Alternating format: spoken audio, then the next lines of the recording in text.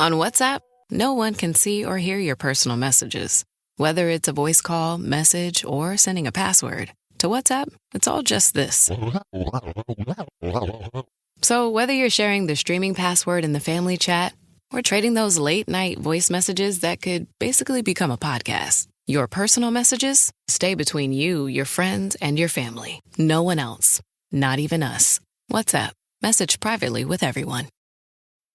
This episode is brought to you by Polestar. There's only one true way to experience the all-electric luxury SUV Polestar 3, and that's to take a test drive.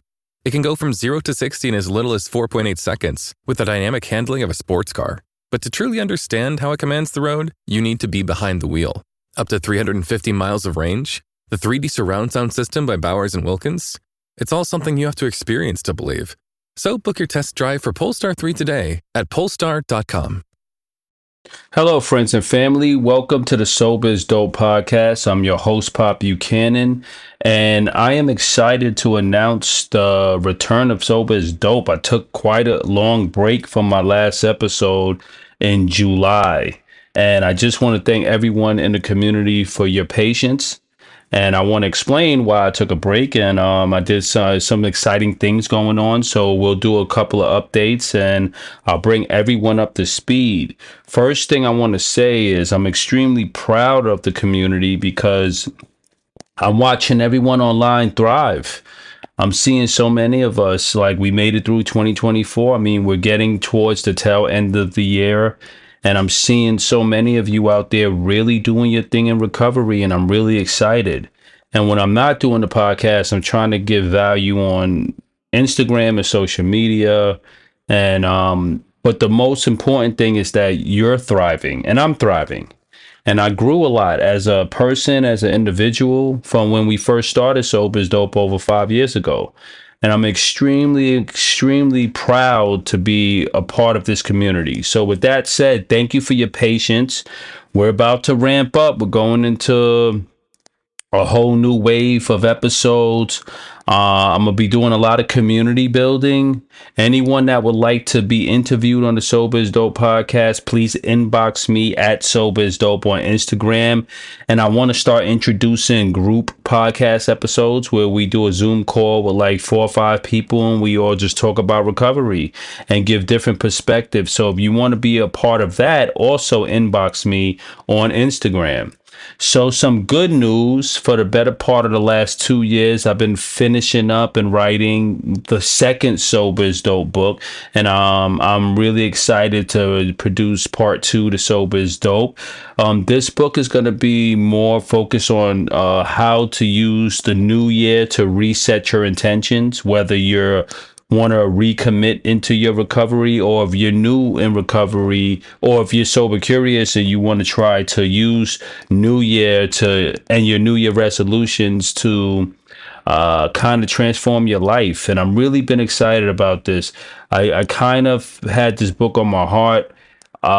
So I put a lot of work into it, and that's kind of one of the reasons I was offline. Not to mention that I just relaunched my music career, and you know, I do it publicly for you guys to be a part of it. And that's part of my aspect of being creative in recovery. It keeps me sober and grounded when I'm creating.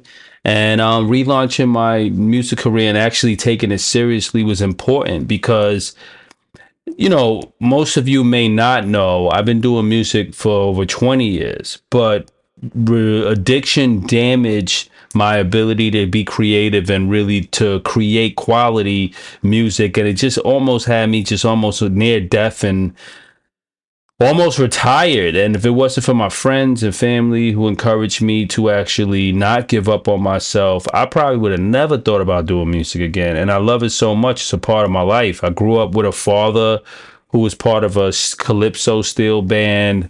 He was a music producer. He produced a lot of good hip hop and music records, and I was always around music. My dad loved blasting his calypso in his car. My older brother was a hip hop artist. It's just cool. And my older cousin is a hip hop pioneer, Sir Abu, who made the record Holy Wars. And some of my cousins like Buddha Monk from Wu-Tang, he was always doing hip hop.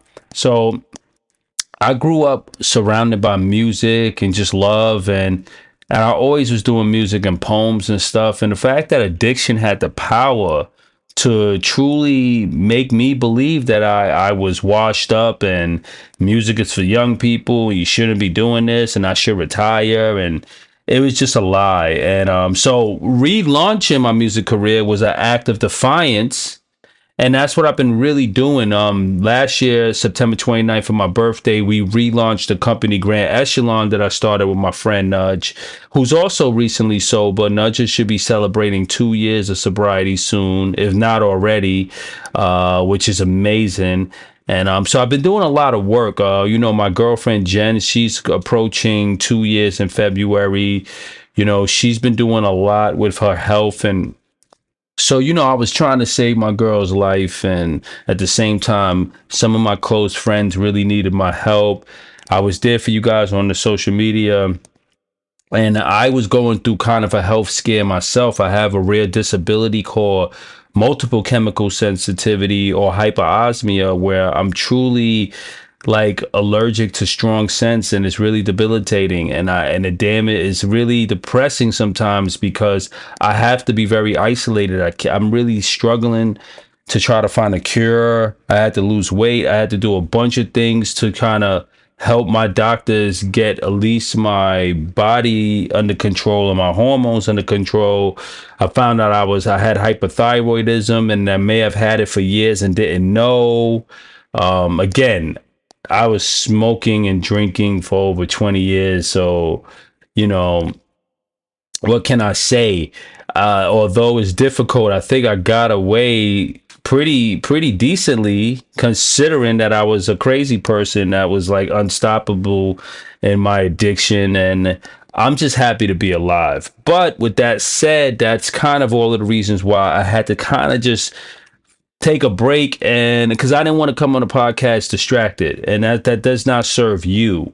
And I had faith that over 300 episodes could keep you busy. There's a lot of jewels on the podcast, so thanks for your patience. But it won't be too many of these. I apologize that I couldn't do a podcast speeches in the future, because I love you and I love Sober is Dope, and I really miss you, and I miss this. And without this, I put my recovery in jeopardy. There's a part, so Sober is Dope is one, an act of service, but it's also part of my treatment, giving back, being of service, being of community, making you guys my accountability partners as I'm yours. So as I tell my story and I go through my journey, and I keep my commitment to God and myself not to drink ever again. It's important to share with community, and that's why I do the podcast. It helps me equally as much as it helps you. So thank you for tuning in, and thank you for being patient with me. With that said, I just want to talk about wrapping up the new year and going into the holidays, and how I want us to approach the holidays this year. I will do a more formal holiday episode, because I always do my holiday episodes and they're fun. But for anyone that's new to Sober is Dope, and anyone that's new to recovery, or if you're a seasoned vet like myself, well, I'm like a junior varsity vet, 12 years, I'm still like JV. You got Titans out there going on 40, 50 years, so we're not counting. But if you're new, if you have time in recovery, we all know no matter how stern we are or how solid we are in our recovery process, the holiday season is just challenging.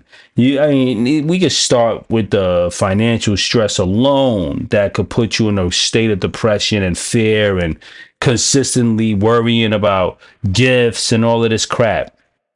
So one thing I want to say, a strategy that I think we all should implement, is let's start shopping this year now.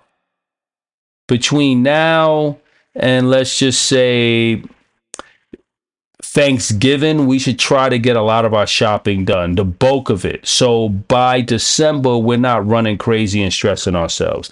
This could be a really good strategy to make the holidays more pleasant. I think if you get the gifts out the way early, the stress is really reduced. Also, let's try to figure out where we're going to spend Thanksgiving and Christmas and New Year's this year in advance.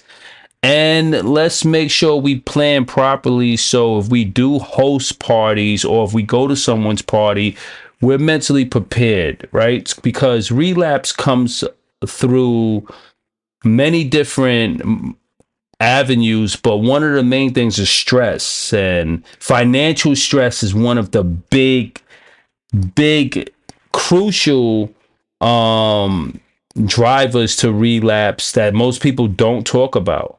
So if you're struggling with your finances, if you find it difficult to kind of make ends meet, if you're living check to check and you can't, and you just stress, I mean, reach out to me. Let's talk about it. Let's kind of put a plan together. I recently got into day trading, and that comes with a lot of stress, but it also gives me a lot of hope that I can offset some of the stress from the 9 to 5 and, create extra income. So I encourage you to find extra ways, maybe creating a hobby that earns you money, starting a side business, getting a second part-time weekend job just to take some of the load off, right?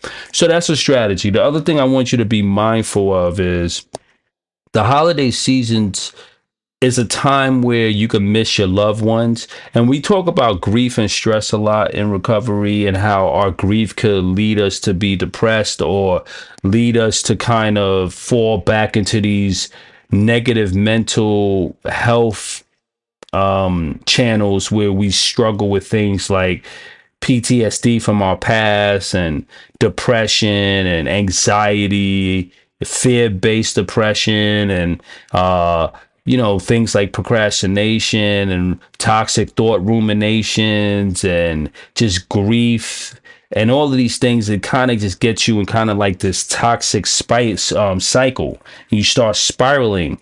And what I want you to understand is planning and identifying your triggers early is extremely important in recovery and to get through the holidays. So with that said, this is a time of year where you might want to have a seasonal therapist, someone you could talk to and say, listen, the holidays is a trigger for me. It could be a therapist, it could be a psychiatrist, it could be a priest.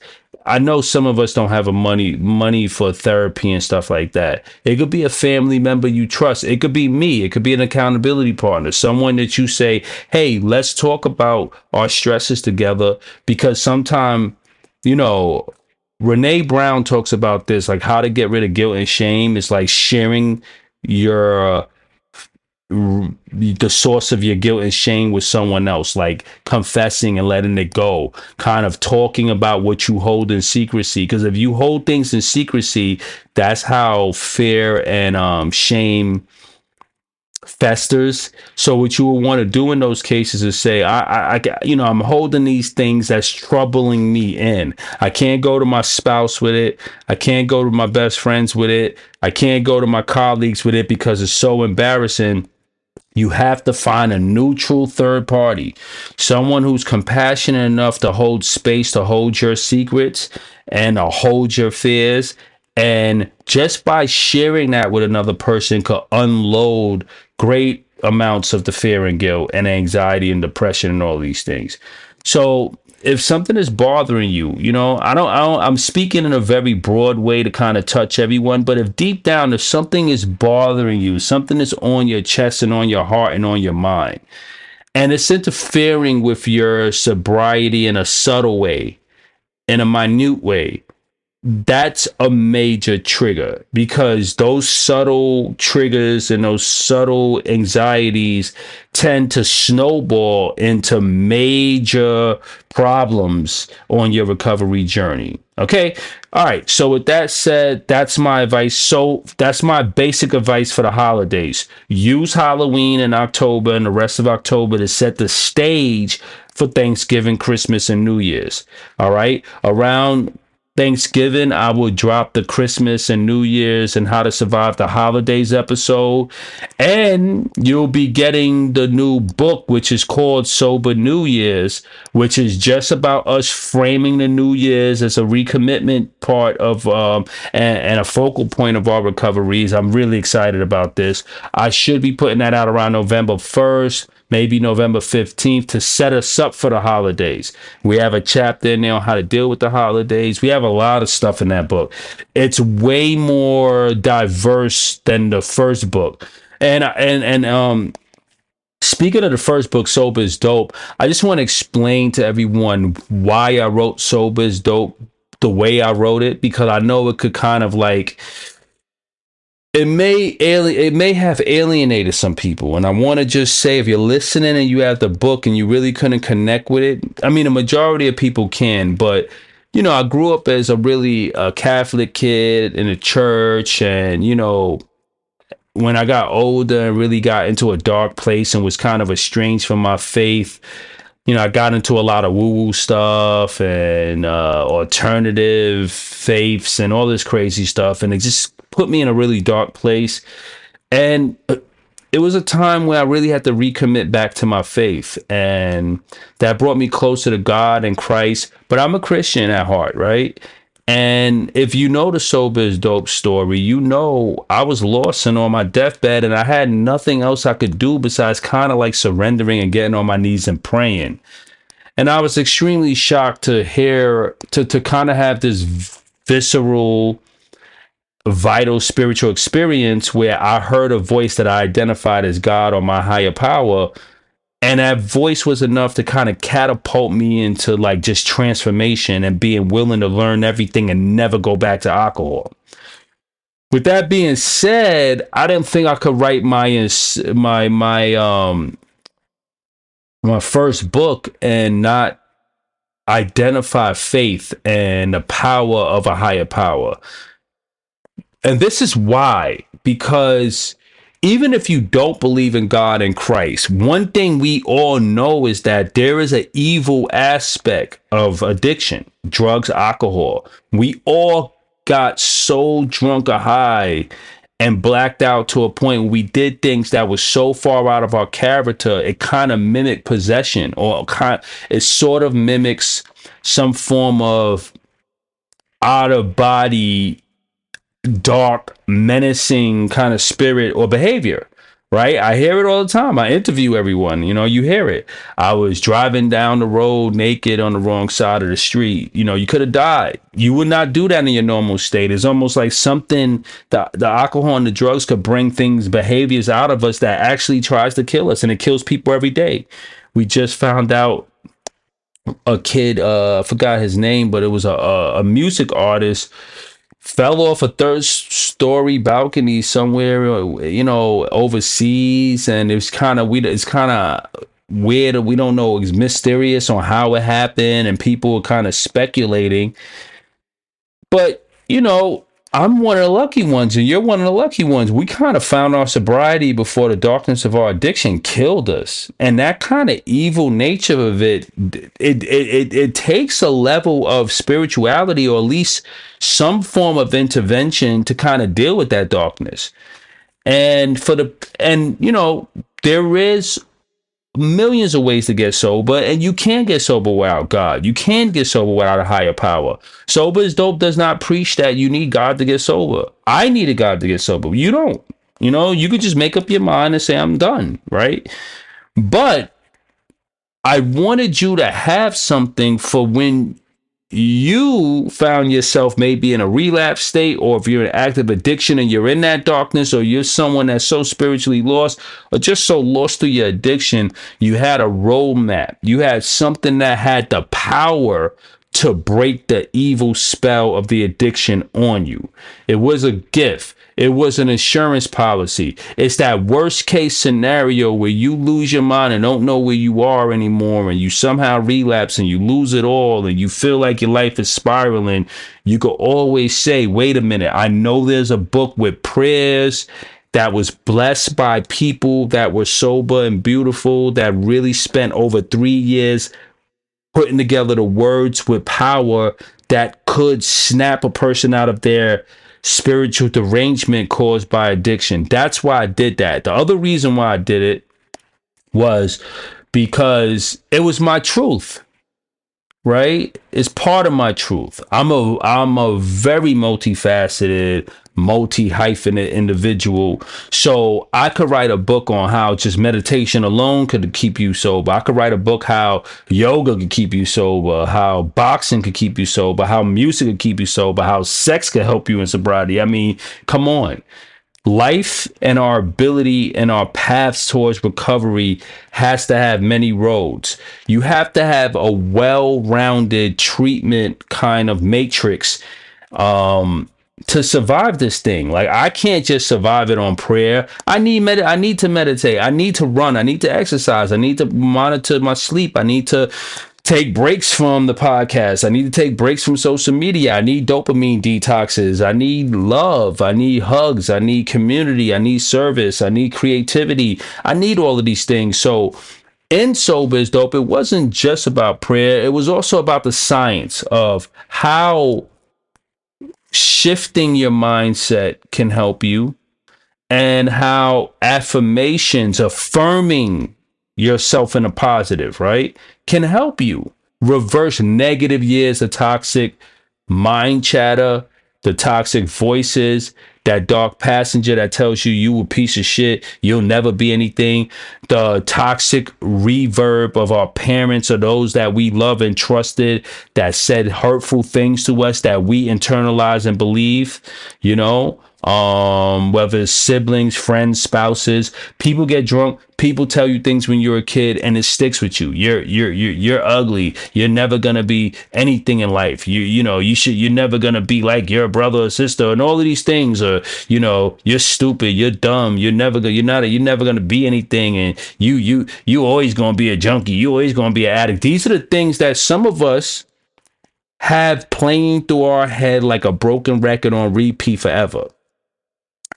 And we talked about in the Sober is Dope, how to take something negative, a negative emotional appraisal, and change it into a positive. So what you'll say is like, oh, I feel worthless now. Then you identify that and say, well, why do you feel worthless? Because we have evidence that you're not. And you could say, well, actually, I felt worthless in that moment, but out of that, I'm a change how I view that, and I'm gonna reaffirm that I am worthy and I'm beautiful and I deserve beauty in life, right? Because I'm an all-star, and I'll always be an all-star despite my addiction. I'm great, and I'm destined for greatness, and I have the power to transform myself, and I love myself, and I love you too, and my love is viral, and my love is going to go everywhere, and it's going to spread everywhere because I'm an awesome human being. And despite the fact that the world tells me every day through social media, because I have to live through comparison or fear of missing out, or I'm missing out with the Joneses, I'm still great because I don't have the success of my friends right now, because my addiction set me back 15 years. Doesn't mean I'm still not successful. It still doesn't mean I'm not going to be a millionaire. You have to affirm yourself in a positive. That's why I wrote the first book that way. I had to take care of business first. I couldn't come to you with a fluffy book about, oh, my childhood and my trauma, and this is my story, and it's about Pop, and I couldn't do that, and I'll never do that. I will give you aspects of myself in my books, but I have to give you more than I take. All right, so that brings me to the next book, Sober New Year's. It's just a beautiful work of art. I mean, we talk about procrastination, we talk about positive reinforcements. We have chapters on how to navigate relapse. We have 100 tips on how to level up your sobriety and your recovery journey. We have top 100 tools for transformation part 2. We have a whole new set of affirmations. We don't have as much prayers in this one. I didn't want to alienate anyone.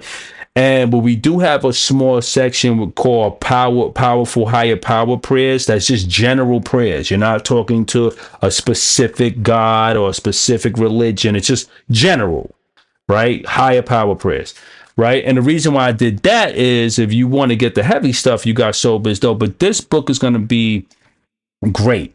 So going into the New Year's, we're going to have this new book that's going to set us up for New Year's, and the new 2025 is going to be big for us. It's going to be big for you. It's going to be big for me.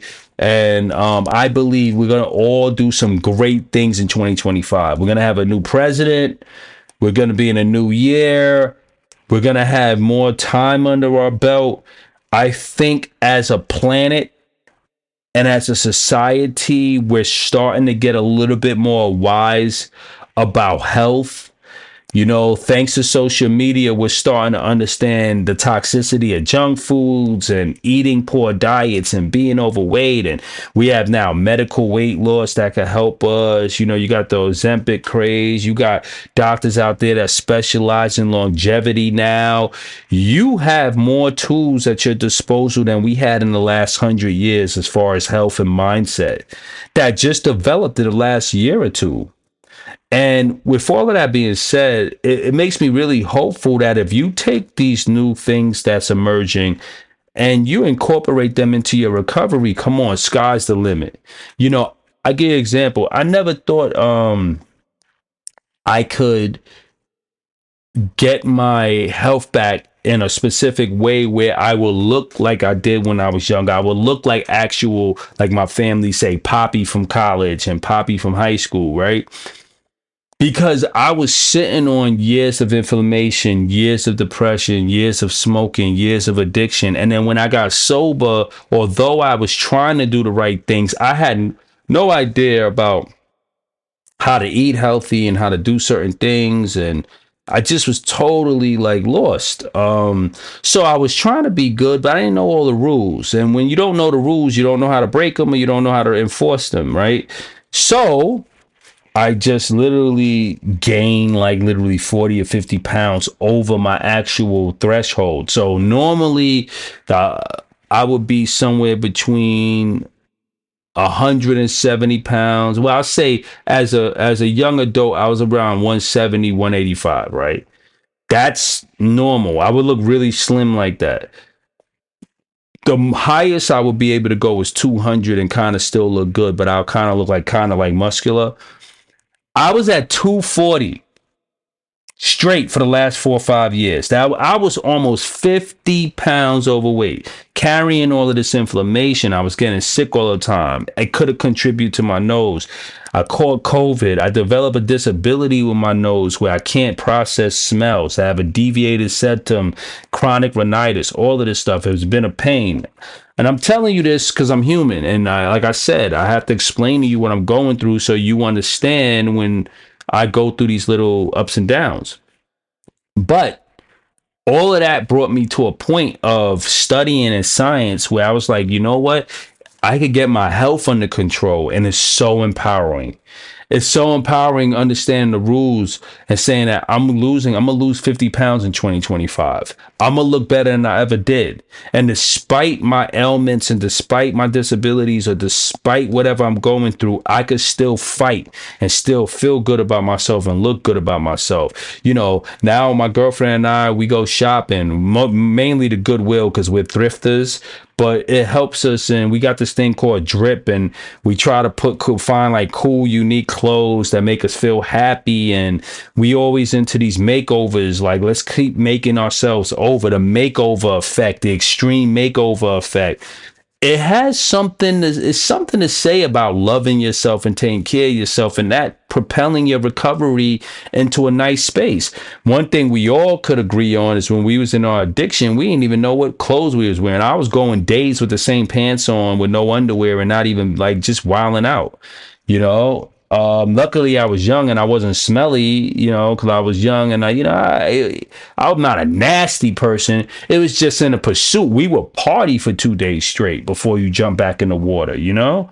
That's how we did in Brooklyn. You know, I was partying 3, 4, like 7 beautiful women, guys, girls. We all running around partying, you know, just going crazy.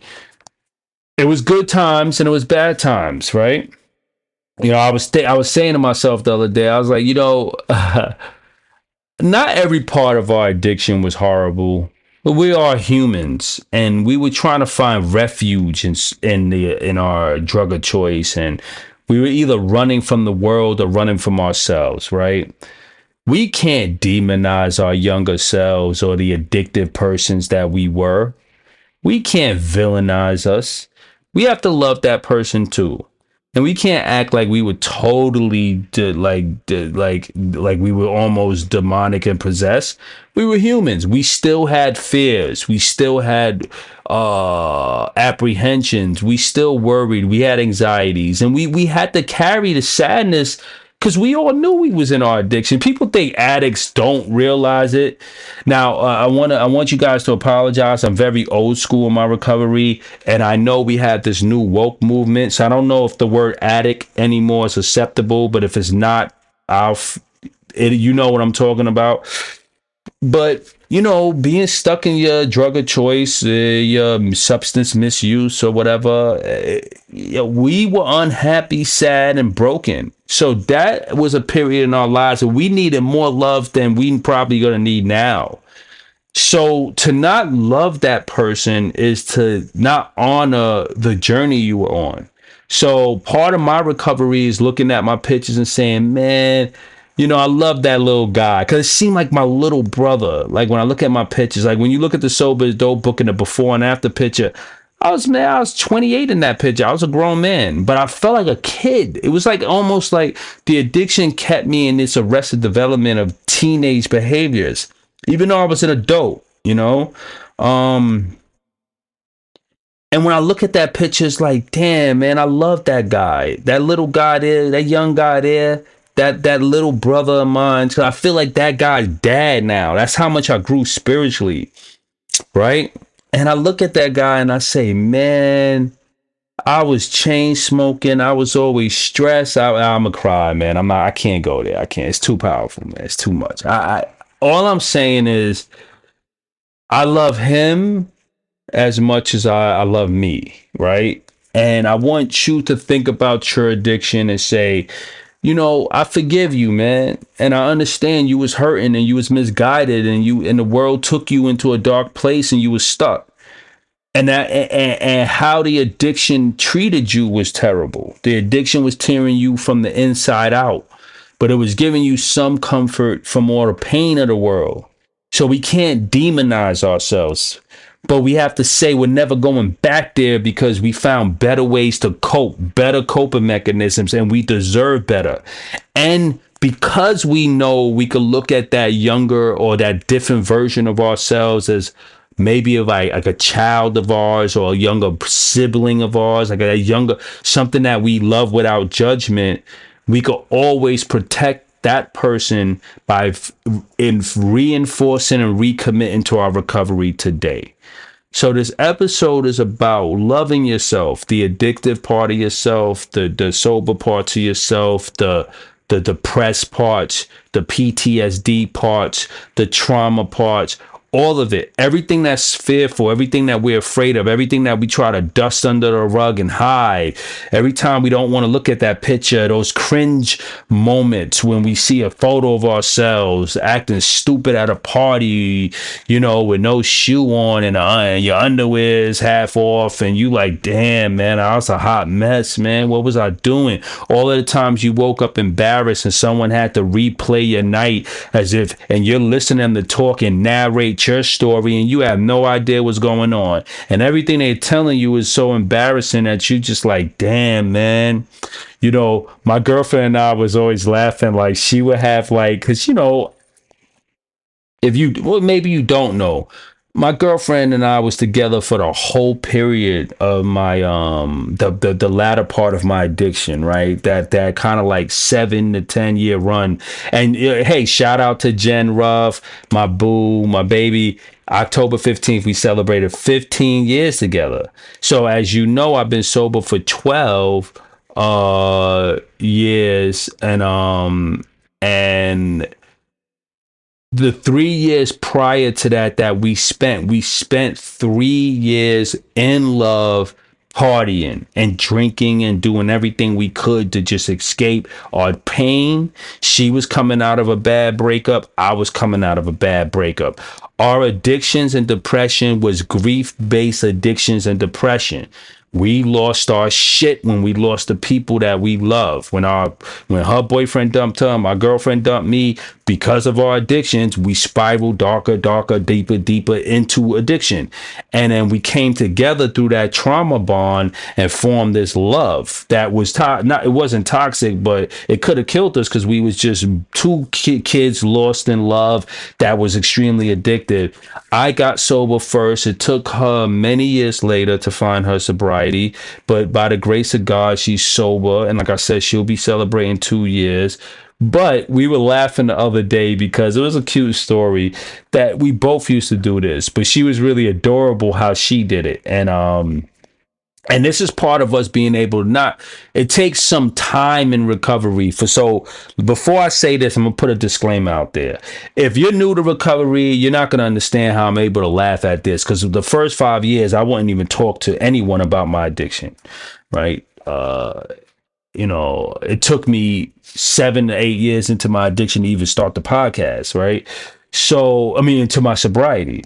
So I'm at a point in 12 years where I could look back and laugh and most people can't do that yet. So I don't want you to think that I'm like trivializing addiction and making it something to laugh about and fun about. But what I'm saying I'm healing, and this is part of my healing. And I'm saying, if you could look back at aspects of your addiction and say, well, I was still a human, and extract parts of it and really forgive yourself for it, then you start to heal, right? So going back to our story, my girlfriend will have these crazy nights where she would do stuff, and I would have crazy nights where we'll wake up, break all the glass in the apartment, break a TV, we called it carnage. We created carnage. We would just go crazy, right? Because that's what addiction would do. When you party for months and months at a time without a break, you start to get a little deranged. But then the thing is, she'll wake up the next day and have no recollection of it and be like, hi, good morning. This episode is brought to you by Liquid IV. When you hydrate with Liquid IV, you're powered by Hydroscience. Hydroscience is Liquid IV's science-backed formula with an optimized ratio of electrolytes, vitamins, and nutrients. Experience great-tasting hydration for mental clarity, physical endurance, and overall well-being. Sip into something that up-levels every moment. Liquid IV. Tear, pour, live more. Visit us at liquidiv.com. Using a Clorox disinfecting wipe to clean that stuck-on sauce from the stove feels like... Oh, boy. That tickles. Stop. It feels like coming home to your needy corgi after a long day. Best part of the day, finally. With Clorox, clean feels carefree. Clean feels good. Use as directed. How's everybody doing? And everybody be like, we all have band-aids on, bandages, we're putting out fires, and we're taping glass, and we're like, yeah, we're fine, good morning. But we couldn't be mad at her because she was adorable and she wouldn't remember. Like, I wouldn't remember. None of us will remember our negativity and addiction when we blacked out, right? So... just like we couldn't remember it and used to wake up and was embarrassed, right? Or like, damn, man, you were still human. And when you woke up, what were you looking for? You wasn't looking so much for judgment. You knew, you could sense that you did something bad, but you just was praying that the people around you was compassionate enough not to make you feel horrible about it, right? I know we all could relate to that. I used to wake up and come out the room and say to my sister and guys, good morning, guys. How y'all doing? I know I had a crazy night. I knocked down all type of stuff, and I would just terrorize people, and then I'll wake up and be like totally normal and just looking for another drink. But I will come out and just be like, hey, good morning, guys. And they will always be like, hey, Pop, you want something to eat? You good? And that's the type of love and compassion that kept me alive. Right. So how do we use this information, Pop? Why are you telling us all of this? I'm telling you because How can you heal if you don't forgive and have compassion for yourself? When you used to seek that same compassion for others when you woke up out of your stupor. So when you think about the damage you caused to yourself, your brain, your heart, your nervous system, your mental health, your family, your friends, your community, your spirituality and everything through addiction, you have to say, dude, you want something to eat? You need some water? As an analogy, because I love you and I hope you know that I'm not going to judge you for that anymore. I'm going to forgive you and let the younger part of myself rest in that and then close that door on the past with compassion so I could heal moving forward. So if you're new to recovery or if you're someone that's in addiction, I love you. Do you want something to eat? You want some water? Don't feel bad about yesterday, man. Don't be afraid to get sober. There's a world for you. There's a life for you out here. I did it. I'm happy. It's challenging, yes. But there's a lot of myths about sobriety that's probably keeping you in your addiction. You don't want to make that crossover. So let me break some of the myths for you. You're still going to be super interesting if you're sober. You're going to probably be even more interesting. You're going to be way hotter, way sexier to whoever you want to be with, whether it's the opposite sex, same sex, or alternative, whatever. You in sobriety, you're going to be way more productive. You're going to be able to make money and you're going to have a lot of opportunities to have these mental escapes like we were searching for in addiction. You could escape through art. You could escape through music. You could escape through dance. You could escape through love. You don't have to escape through your drug of choice. Recovery is not just about you denying yourself fun or cutting yourself off from a society or the social scene, right? It's about really leveling up and resetting yourself. And when you could do that and you understand that, being afraid of getting sober, or finding yourself or maintaining your sobriety or snapping back from a relapse or a slip, you start to say, you know what, Pop was right. Let me have compassion for myself in this moment and let me take a leap of faith and get back on a wagon. And if I've never been on a wagon, let me just give this wagon a shot, right? You're listening to Sober is Dope. My name is Pop Buchanan. December 15th, I will celebrate 12 years sober.